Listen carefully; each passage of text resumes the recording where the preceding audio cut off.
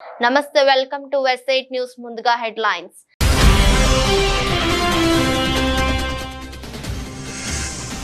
విజయవాడ వచ్చిన కేంద్ర మంత్రి శివరాజ్ సింగ్ చౌహాన్ బుడమేరు గుండ్లు పూడ్చేందుకు ఆర్మీని పిలుస్తామని వెల్లడి.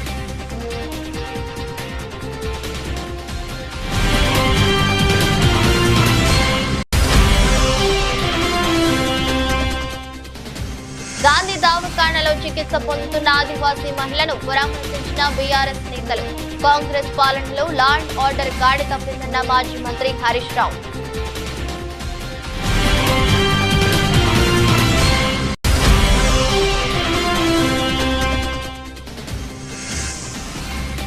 ఖమ్మంలో పర్యటిస్తున్న కేంద్ర మంత్రి. ముప్పు ప్రాంతానికి గురైన ప్రకాష్ నగర్ కాలనీని ఏరియల్ సర్వే ద్వారా పరిశీలించిన శివరాజ్ సింగ్ చౌహాన్.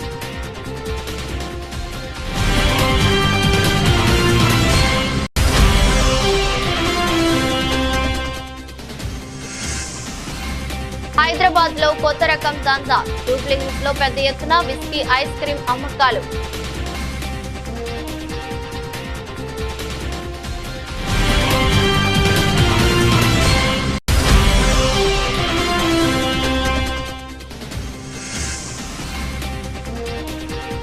కపిల్ పార్మర్ చారిత్రాత్మక మెడల్. 25 పథకాల లక్ష్యాన్ని చేరిన భారత్.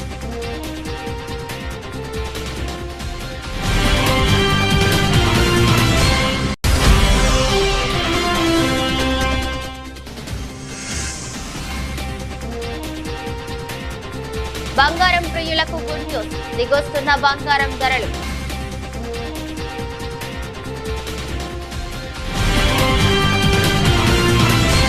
విజయవాడ వచ్చిన కేంద్ర మంత్రి శివరాజ్ సింగ్ చౌహాన్ వరద ప్రభావిత ప్రాంతాల్లో ఏరియల్ సర్వే అనంతరం మీడియా సమావేశం నిర్వహించారు. ఈ సందర్భంగా శివరాజ్ సింగ్ చౌహాన్ మాట్లాడుతూ బుడమేరు గండ్లు పూడ్చేందుకు ఆర్మీని పిలుస్తున్నామని తెలిపారు. ఏపీ వరదల గురించి ప్రధాని మోదీకి వివరిస్తున్నామని, త్వరగా కేంద్ర ప్రభుత్వం సాయం అందేలా చూస్తానని హామీ ఇచ్చారు. కేంద్ర కమిటీ ఇచ్చే నివేదికను పరిశీలించాక కేంద్రం ఆర్థిక సాయం ప్రకటిస్తుందని శివరాజ్ సింగ్ చౌహాన్ వెల్లడించారు. ఇటువంటి కష్ట సమయంలో రాష్ట్రానికి కేంద్రం తప్పకుండా అండగా ఉంటుందని స్పష్టం చేశారు. आंध्र प्रदेश में विजयवाड़ा में अभूतपूर्व संकट की स्थिति है. ऐसा पहले कभी देखा नहीं गया. एक साथ 400 मिलीमीटर बारिश और उसके कारण जल प्रलय की स्थिति उत्पन्न हुई. बुड़मेरू में कई ब्रीच हो जाने के कारण और अनपेक्षित पानी आने के कारण विजयवाड़ा में पानी भरा हुआ है. अभूतपूर्व संकट की स्थिति है.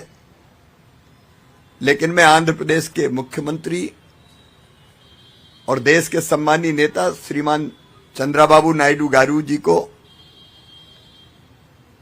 इस बात के लिए धन्यवाद दूंगा कि वो और उनकी पूरी टीम 24/7 यहीं उनका सेक्रेटरिएट बना लिया कलेक्ट्रेट को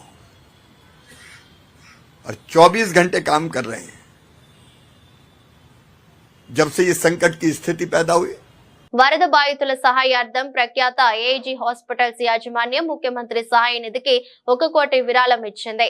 జూబ్లీహిల్స్ నివాసంలో ముఖ్యమంత్రి రేవంత్ రెడ్డి, ఉప ముఖ్యమంత్రి మల్లు బట్టి విక్రమార్క కలిసి AIG hospitals chairman doctor D Nageshwar Reddy, vice chairman PVS Raju విరాళం చెక్కును అందజేశారు. రాష్ట్రంలో అత్యాచారాలు నిత్య కృత్యమయ్యాయని మాజీ మంత్రి హరీష్ రావు విమర్శించారు. 9 నెలల కాంగ్రెస్ పాలనలో మహిళలపై 1900 లైంగిక దాడులు జరిగాయని చెప్పారు. ముఖ్యమంత్రి వద్దే హోంశాఖ ఉన్నప్పటికీ ప్రతిరోజు 2 హత్యలు, 4 మానభంగాలు అన్నట్టుగా పరిస్థితి తయారైందని ఆగ్రహం వ్యక్తం చేశారు.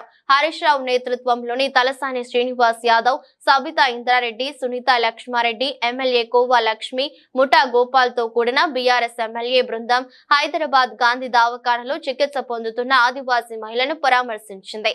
అనంతరం హరీష్ రావు మాట్లాడుతూ కాంగ్రెస్ పాలనలో మహిళలకు భద్రత కరువైందన్నారు. బాధితురాలికి 10 లక్షల పరిహారం ఇవ్వాలని డిమాండ్ చేశారు. బీఆర్ఎస్ హయాంలో మహిళల రక్షణకు షీ టీమ్స్ ఏర్పాటు చేశామన్నారు. ఈ రోజు ఈ ముఖ్యమంత్రి గారు వరద విపత్తు సహాయం చేయడంలో ఫెయిల్ అయిపోయింది, వరద నిర్వహణలో ఫెయిల్ అయిపోయింది, లా అండ్ ఆర్డర్లో ఫెయిల్ అయిపోయింది, రుణమాఫీ చేయడంలో ఫెయిల్ అయిపోయింది, విద్యా వ్యవస్థను నడిపించడంలో ఫెయిల్ అయిపోయింది. మొత్తంగా ముఖ్యమంత్రి గారు ఫెయిల్ అయిపోయింది. ముఖ్యమంత్రి గారి దగ్గరనే హోంశాఖ ఉంది. ఆయన నిర్వహించే హోంశాఖ ఇవాళ ఎట్లయిపోయింది? రోజు 2 హత్యలు 4 మానభంగాలు అన్నట్టు అయిపోయింది రాష్ట్రం. ఇదా మీరు నిర్వహించేది? ఇదా మీరు ప్రతిష్ట చేసేది? ఎంతసేపు ప్రతిపక్షాలను చేసుడు, మా మీద అక్రమ కేసులు పెట్టుడు, మా ఎమ్మెల్యేలను వేధించుడు, ఎమ్మెల్యేల ఇళ్లకు పోయి కండువాలు కప్పడం మీద బిజీ ఉన్నావు తప్ప పాలన గాలి తొదిలేసింది ముఖ్యమంత్రి గారు. ఈరోజు గత 8 నెలల్లో మహిళల మీద ఎలాంటి అత్యాచారాలు అఘాయితాలు జరిగినాయి అనేది రాష్ట్రంలో అందరూ వింటూ ఉన్నారు. అసెంబ్లీ వేదికగా మాట్లాడుతూ ఉన్నాయి. ప్రభుత్వానికి చలనం లేదు. దాదాపుగా 1800 పైచిలకు సంఘటనలు మహిళల పట్ల జరిగిన సంఘటనలు చూస్తున్నాం. హైదరాబాద్ చుట్టుపక్కల కానీ, నాగర్ కర్నూల్లో గిరిజన మహిళల మీద జరిగిన సంఘటన కానివ్వండి, మొన్న షాద్ నగర్ లో జరిగిన సంఘటన కానివ్వండి, మహిళలంటే ఒక చులకన భావంతో ఈ పాలన జరుగుతున్నట్టు కనిపిస్తా ఉంది. మహిళల పట్ల అగత్యాలు జరుగుతా ఉన్న, అత్యాచారాలు జరుగుతా ఉన్నా స్పందించడానికి ఈ రాష్ట్ర ముఖ్యమంత్రి గారికి కనీసం తీరిక కూడా లేని పరిస్థితి చూస్తా ఉన్నాం. రాష్ట్రంలో ఎడతెరిపి లేకుండా కురుస్తున్న వర్షాలకు జనజీవనం స్తంభించిపోయింది. భారీ వర్షాలకు పలు చోట్ల చెట్లు, కరెంటు స్తంభాలు నెలకొరిగాయి, పంటలు దెబ్బతిన్నాయి. ఈ వరదలకు అనేక మంది ప్రజలు ఇళ్లను కోల్పోయి నిరాశ్రయులయ్యారు. ముఖ్యంగా ఖమ్మం జిల్లాలో వరుణుడు బీభత్సం సృష్టించాడు. ఈ నేపథ్యంలో ఖమ్మం జిల్లాలోని వరద ప్రభావిత ప్రాంతాల్లో శుక్రవారం కేంద్ర వ్యవసాయ శాఖ మంత్రి శివరాజ్ సింగ్ చౌహాన్, కేంద్ర హోంశాఖ సహాయ మంత్రి బండి సంజయ్ పర్యటించారు. ఖమ్మం, పాలేరు, మధుర ప్రాంతాల్లో కేంద్ర మంత్రులు ఏరియల్ సర్వే పరిశీలించారు. వరదలకు కొట్టుకుపోయిన సాగర్ ఎడమ కాలువను పరిశీలించారు. అనంతరం అక్కడి నుంచి కేంద్ర మంత్రులు పాలేరు వెళ్లి వరద పరిస్థితులపై ఫోటో ఎగ్జిబిషన్ ను తిలకించనున్నారు. వరద బాధితులకు నిత్యావసర సరుకుల పంపిణీ కార్యక్రమంలో జనసేన నాయకులు, జన సైనికులు, కూటమి భాగస్వాములు కావాలని రాష్ట్ర ఆహార, పౌర సరఫరాల శాఖ మంత్రి నాదెండ్ల మనోహర్ పిలుపునిచ్చారు. ప్రతి కుటుంబానికి నిత్యావసర సరుకులు అందేలా చూడాలని కోరుతున్నారు. అందరికీ నమస్కారం. ఈరోజు విజయవాడ పట్టణంలో 76 డివిజన్లో ఊహించని విధంగా మన ముఖ్యమంత్రి గారు, ఉప ముఖ్యమంత్రి గారు కోరినట్టుగా ప్రతి కుటుంబాన్ని ఆదుకోవడానికి ఒక అద్భుతమైన ప్రయత్నం ఈరోజు ప్రారంభించబోతున్నాం. రాష్ట్ర ప్రభుత్వం తరఫున పౌర సరఫరాల శాఖ మరియు మార్కెటింగ్ శాఖ, మున్సిపల్ శాఖ సమాయుత్తమై పోలీస్ శాఖ, రెవెన్యూ సిబ్బంది అందరూ కూడా, అనేక మంది ఇతర జిల్లాల నుంచి అధికార యంత్రాంగం అంతా తరలి వచ్చింది భారీగా. మన జన సైనికుల్ని, వీర మహిళల్ని కోరేది, దయచేసి మీరు కూడా ఈ సహాయ కార్యక్రమాల్లో మీరు వార్డుల్లో ఏ విధంగా పవన్ కళ్యాణ్ గారు మనకి స్ఫూర్తినిస్తారో అదే స్ఫూర్తిని మీరు క్షేత్రస్థాయిలో ప్రతి కుటుంబాన్ని ఆదుకునే విధంగా ఈ సమయంలో మీరు కూడా ఓర్పుగా, సహనంతో, ఎక్కడ కూడా తొందరపడి మనం చిన్న లోపాలు ఉన్నా మా దృష్టికి తీసుకొచ్చి ఎక్కడైతే సరుకులు పంపిణీ చేస్తున్నామో ప్రతి ఇంటికి మనం అందించే విధంగా మీరందరూ కూడా సహకరిస్తారని మిమ్మల్ని అందరిని కూడా మనస్ఫూర్తిగా ఈ సందర్భంగా మన జనసేన పార్టీలో ఉన్న ప్రతి ఒక్కరు, అదేవిధంగా తెలుగుదేశం పార్టీ నాయకులు, భారతీయ జనతా పార్టీ నాయకులు, కార్యకర్తలు అందరూ కూడా ఈ రోజున మనం చేయబోయే ఈ కార్యక్రమం 76 వార్డులో కూడా ప్రతి ఒక్కరూ సహకరించమని మనస్ఫూర్తిగా నేను కోరుతున్నాను. గాంధీ ఆసుపత్రిలో చికిత్స పొందుతున్న బాధితురాలిని కేంద్ర మంత్రి బండి సంజయ్ కుమార్ పరామర్శించారు.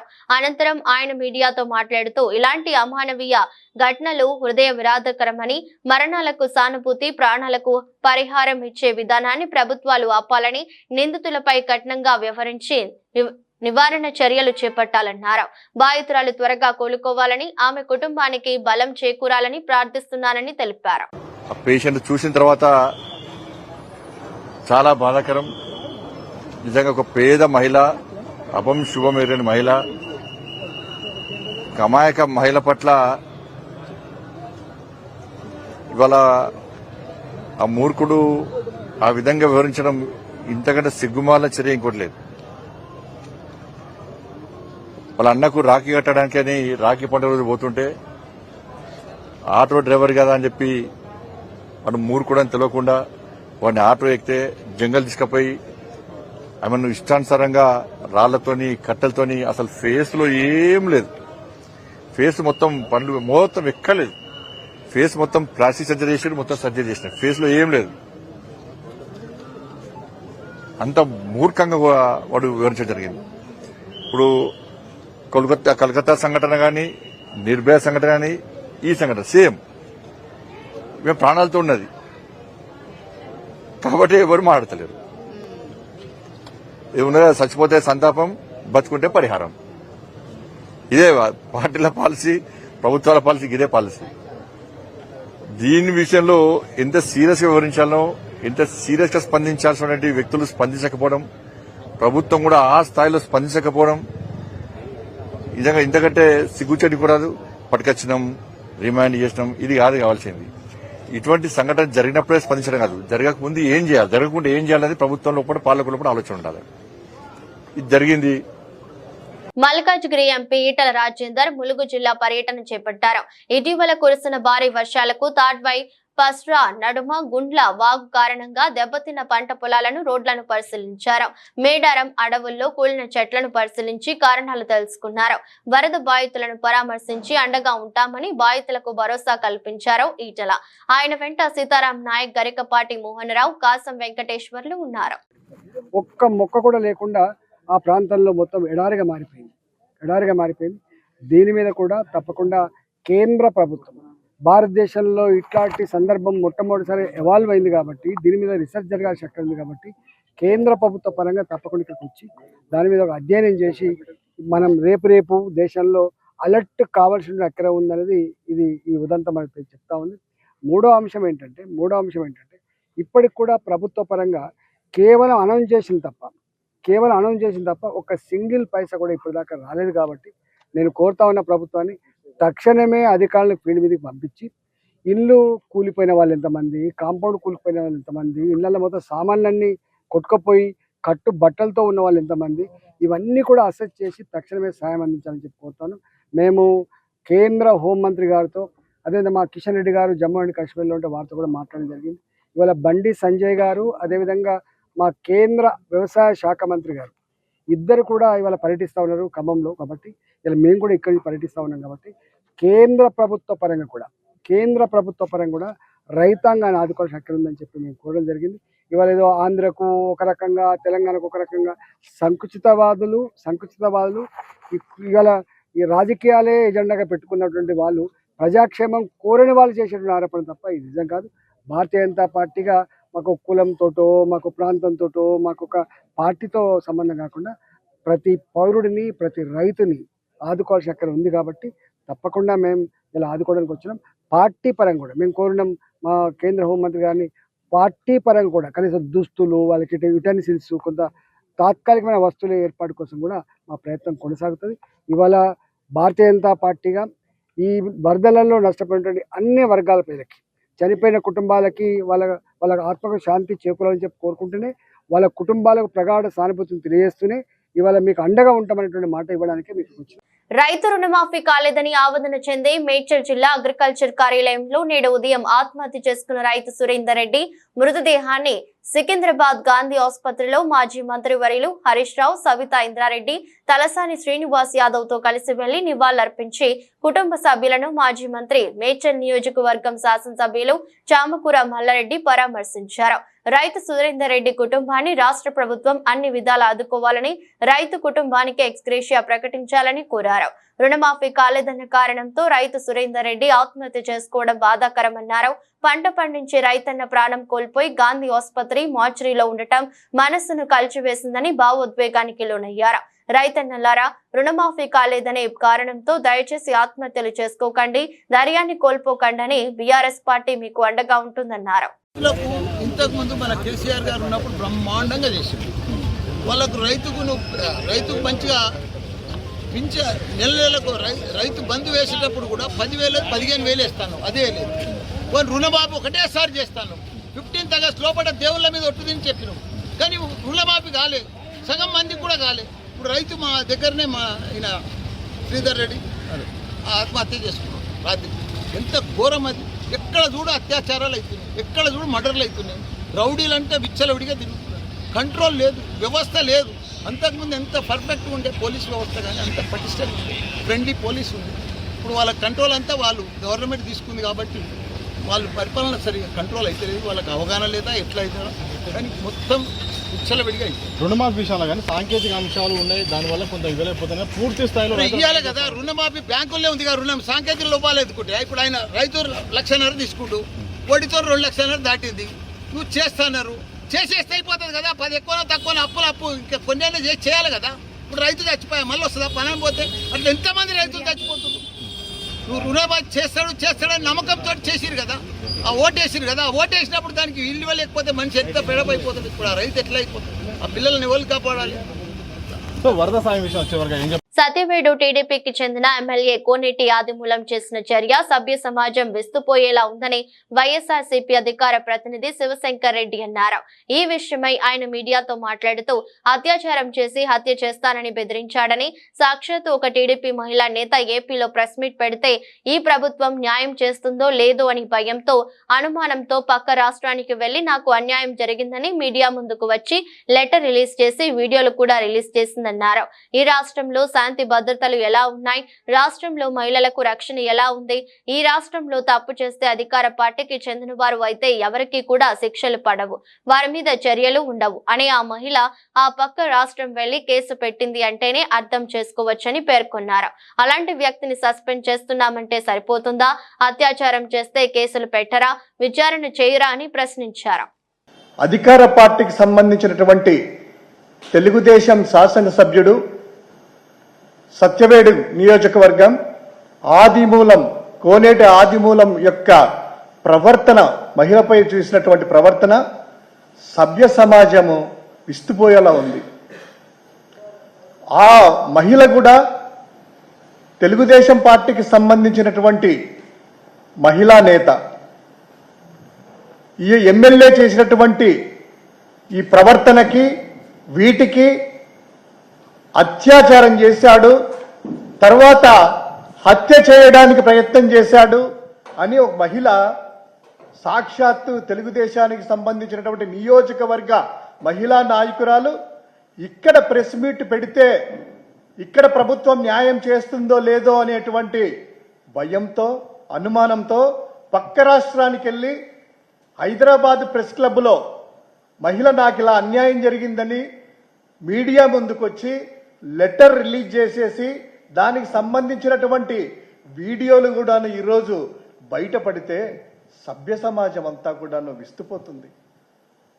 ఒక మహిళ పట్ల ఒక శాసనసభ్యుడు తెలుగుదేశం పార్టీకి సంబంధించిన ప్రభుత్వంలో ఉన్నటువంటి వ్యక్తి అలా చేయడమే కాకుండా ఆ మహిళను పలుమార్లు బెదిరిస్తూ తనకు సుఖాన్ని అందించాలని, లేకపోతే నీ అంత చూస్తా అనేసి బెదిరించి ఆవిడ చెప్పినటువంటి ప్రకారము క్లియర్గా 2 పేజీల లెటర్లు, వీడియో సంబంధించిన 2 పేజీల లెటర్ సాక్షాత్తు ముఖ్యమంత్రి చంద్రబాబు నాయుడు గారికి రాస్తూ అందులో పూర్తి సాక్ష్యాధారాలు కూడా 6వ తేదీ జూలై 6వ తేదీన తిరుపతి భీమాస్ ప్యారడైజ్ లో రూమ్ నెంబర్ 109 సాయంత్రం 4 గంటలకు ఒకసారట.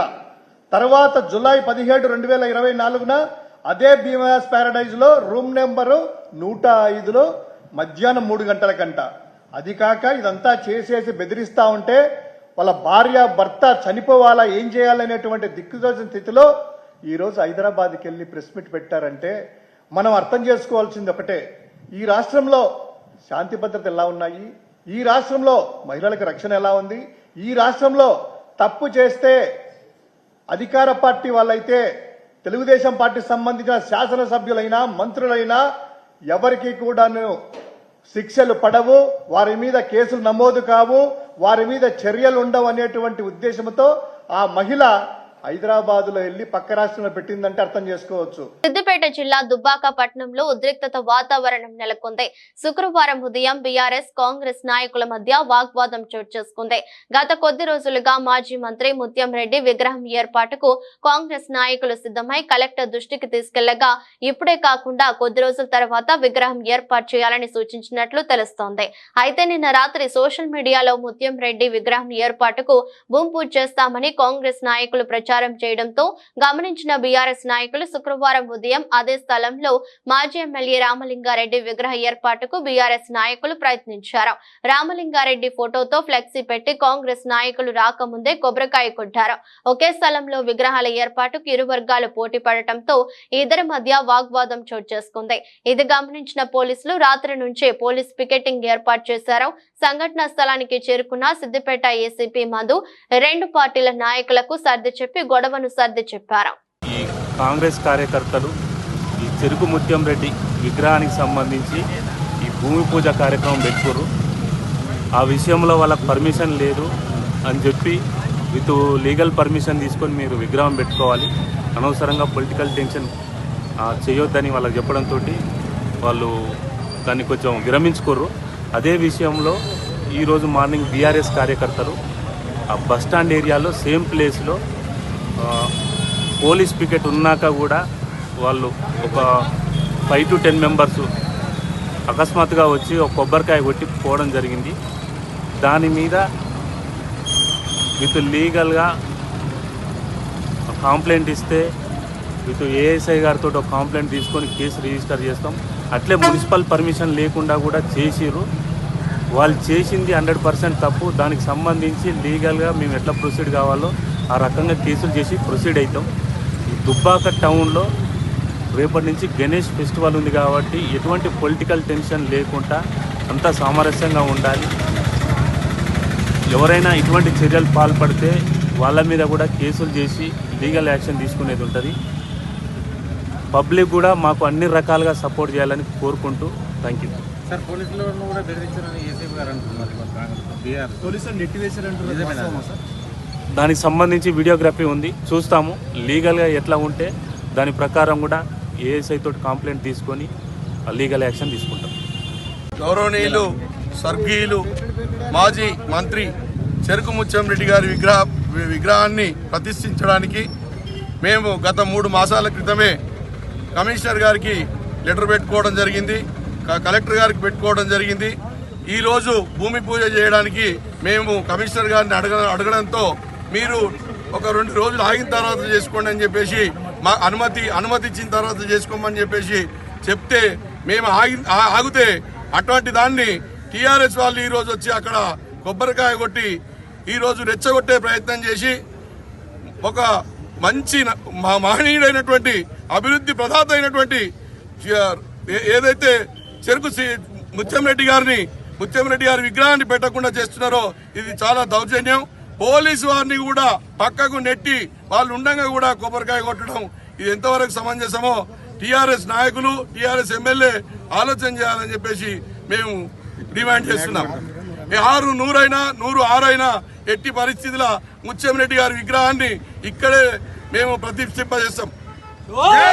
భావితరాలను డ్రగ్స్, గంజాయి లాంటి మత్తు పదార్థాలు పీడిస్తున్నాయి. చివరకు పసి మొగ్గలుగా పెరిగి పెద్దగా ఎదిగే చిన్న పిల్లలు ఎంతో ఇష్టపడే ఐస్ క్రీమ్ లో ఏకంగా 100 పేపర్ విస్కీ కలిపి అంశాన్ని అంటే ధరలతో అమ్మకాలు జరిపి సొమ్ము చేసుకుంటున్న ఐస్ క్రీమ్ పార్లర్ ప్రబుద్ధుల తీరును ఎక్సైజ్ ఎన్ఫోర్స్మెంట్ పోలీసులు బయటపెట్టారు. ఇవాళ పిల్లల ఐస్ క్రీమ్ లో విస్కీ కలిపి అమ్ముతున్న ముఠాను పోలీసులు అరెస్ట్ చేశారు. 1 and 5 ఐస్ క్రీమ్ పార్లర్లో ఎక్సైజ్ అధికారులు సోదాలు నిర్వహించారు. ఐస్ క్రీమ్ లో పేపర్ విస్కీ కలిపి 1 and 5 యాజమాని అమ్ముతున్నాడు. 60 గ్రాముల ఐస్ క్రీమ్ లో 100 మిల్లీలీటర్ల విస్కీ కలుపుతున్నాడు. ఐస్ క్రీమ్ విస్కీ కోసం పిల్లలు, యువత ఎగబడుతున్నారు. మరింత అమ్మకాలు పెంచుకునేందుకు మరో అడుగు ముందుకు వేసిన ఐస్ క్రీమ్ తయారీదారులు ఫేస్బుక్ లో ఒక యాడ్ కూడా ఇచ్చి తమ అమ్మకాలని జోరు అందుకోవడానికి ప్రయత్నాలు చేస్తున్నారు. 1 and 5 ఐస్ క్రీమ్ పార్లర్ యాజమానులు దయాకర్ రెడ్డి, శోభన్లను జూబ్లీ హిల్స్ లో ఎక్సైజ్ పోలీసులు అరెస్ట్ చేశారు. 11.5 కేజీల విస్కీ ఐస్ క్రీమ్ ను పోలీసులు స్వాధీనం చేసుకున్నారు. జూబ్లీ హిల్స్ రోడ్ నెంబర్ 1లో ఈ ఐస్ క్రీమ్ పార్లర్ ఉంది. Excise superintendent STF team leader Pradeep Rao బృందం ఈ ఐస్ క్రీంలను స్వాధీనం చేసుకుని కేసు నమోదు చేశారు.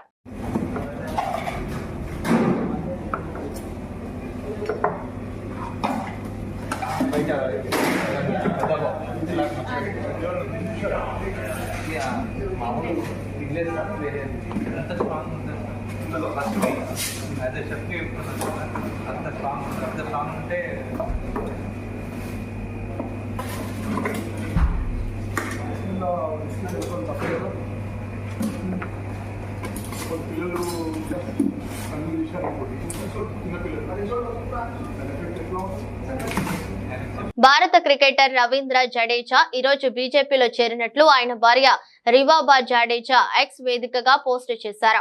రివాబా జడేజా ఇప్పటికే గుజరాత్ లో బీజేపీ ఎమ్మెల్యేగా ఉన్నారు. తన భర్త సభ్యత్వం కార్డును ఆమె పోస్టు చేశారు. 2019లో రివాబా బీజేపీలో చేరారు. ఆ తర్వాత 2022లో జరిగిన అసెంబ్లీ ఎన్నికల్లో గుజరాత్ లోని జామ్ నగర్ ఉత్తర అసెంబ్లీ నియోజకవర్గం నుంచి ఆమె ఎమ్మెల్యేగా విజయం సాధించారు. బార్బడోస్ లో జరిగిన T20 ప్రపంచ కప్ 2024 టోర్నమెంట్ లో భారత్ గెలిచిన ఒకరోజు తర్వాత జూన్ 29న రవీంద్ర జడేజా T20 అంతర్జాతీయ క్రికెట్ కు రిటైర్మెంట్ ప్రకటించాడు.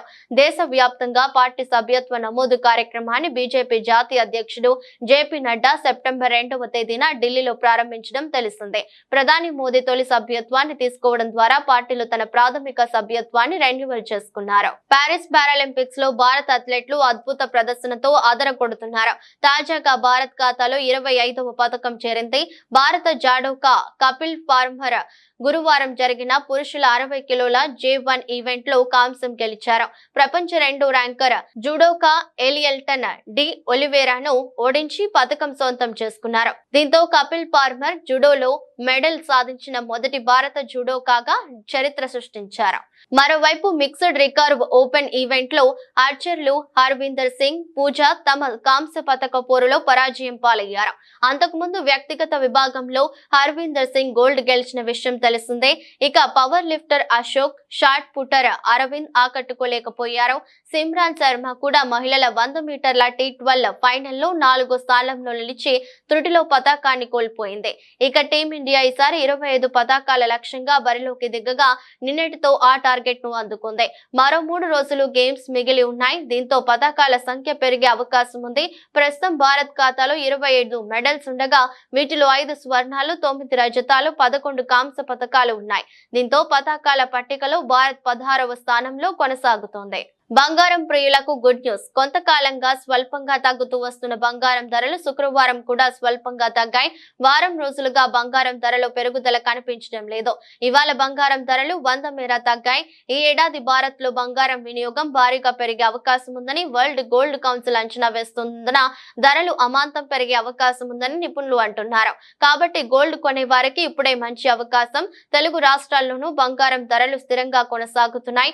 హైదరాబాద్ లో శుక్రవారం 10 గ్రాముల 22 క్యారెట్ల బంగారం ధర 66,680గా ఉంది.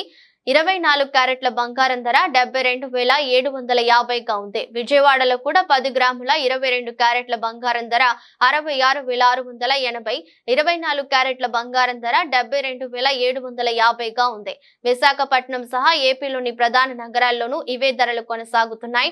ఢిల్లీలో కిలో వెండి ధర 85,800గా ఉండగా కోల్కతాలో 84,900, బెంగళూరులో 82,800 వద్ద ట్రేడ్ అవుతోంది. హైదరాబాద్, విశాఖ, విజయవాడలో కిలో వెండి ధర అత్యధికంగా 89,900గా ఉంది. వార్తలు ముగించే ముందు మరోసారి హెడ్లైన్స్.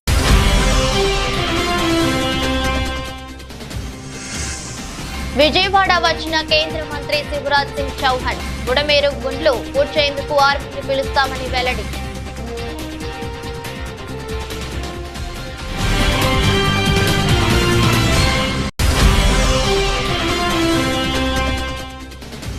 గాంధీ దవాఖానలో చికిత్స పొందుతున్న ఆదివాసీ మహిళను పరామర్శించిన బీఆర్ఎస్ నేతలు. కాంగ్రెస్ పాలనలో లా అండ్ ఆర్డర్ గాడి తప్పిందన్న మాజీ మంత్రి హరీష్ రావు.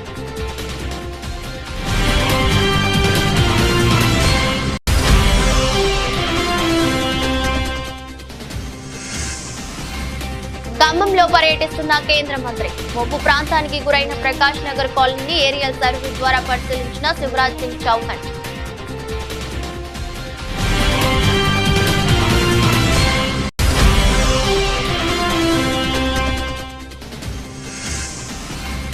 హైదరాబాద్ లో కొత్త రకం దందా. జూబ్లీహిల్స్ లో పెద్ద ఎత్తున విస్కీ, ఐస్ క్రీం అమ్మకాలు.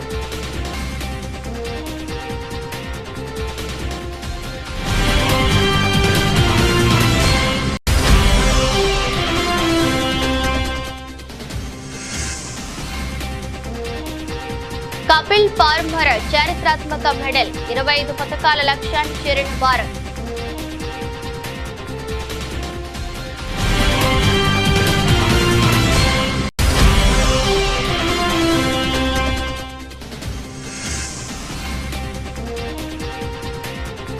బంగారం ప్రియులకు గుడ్ న్యూస్, దిగొస్తున్న బంగారం ధరలు.